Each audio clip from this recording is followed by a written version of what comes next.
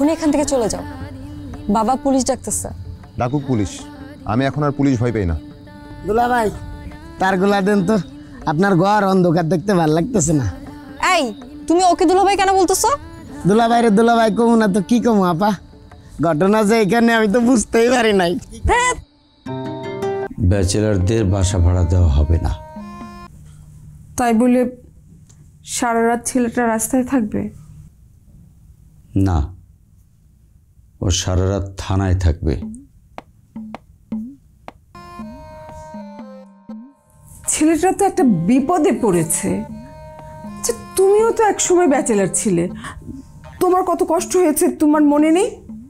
সব ব্যাচেলারদেরই কষ্ট করতে হয়, কষ্ট না করলে জীবন সম্পর্কে জানবে কি করে? সকালে পুলিশ ওকে কোর্টে চালান করে দেবে। কি থানায়? থানায় কেন থাকবে? আর পুলিশ আসলো কোথা থেকে? একটু পর আমি থানায় ফোন করব, পুলিশ এসে ওকে নিয়ে যাবে। সারা দিন শুধু আমি দেখে গেছি, কিচ্ছু বলিনি, কিন্তু আর না। আচ্ছা থাক থাক, পুলিশ টুলিশের দরকার নেই, থাক, ও রাস্তায় থাকুক। রাস্তায় ছেলেটা থাকলে তো আমাদের আর কোনো সমস্যা নেই, তাই না? একটা শিক্ষিত ছেলে বিপদে পড়ে রাস্তায় আছে, সমস্যা তো নেই।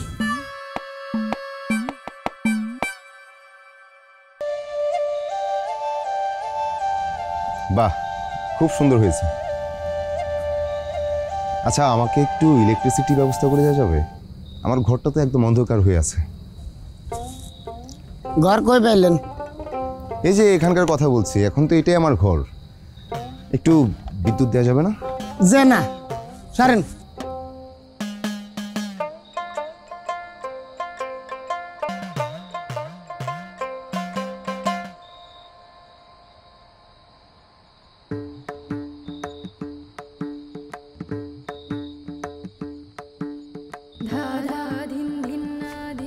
এখনই এখান থেকে চলে যাও, বাবা পুলিশ ডাকতেছে। ডাকুক পুলিশ, আমি এখন আর পুলিশ ভয় পাই না। তুমি বুঝতে পারছো না? আমার কিছু বোঝার দরকারও নাই।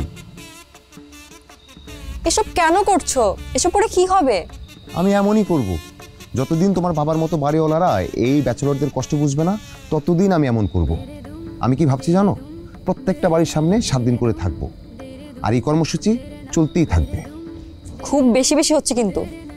এইসব করলে বাবা কখনো তোমার সাথে আমাকে বিয়ে দিবে না। আমি কি বিয়ে করব নাকি? আমি আর জীবনেও বিয়ে করব না, আজীবন ব্যাচেলর থাকবো। অনেক হয়েছে এই বাড়িওয়ালাদের সাম্রাজ্যবাদী আচরণ। আর শোনো, আগামীকাল থেকে আমার কর্মসূচিতে আরো অনেক কিছু যুক্ত হবে। তুই যা খুশি তাই কর, যখন পুলিশ এসে মারতে মারতে থানা নিয়ে যাবে তারপর বুঝবি। এই একদম তুই তুকারি করবা না, এই তোমার জন্য সব হয়েছে। তুমি সব নষ্টের মূল। কেন দোকানে কফি পাওয়া যায় না? কেন আমার বাসায় যেতে হবে? এইভাবে অপমান? এইভাবেই অপমান।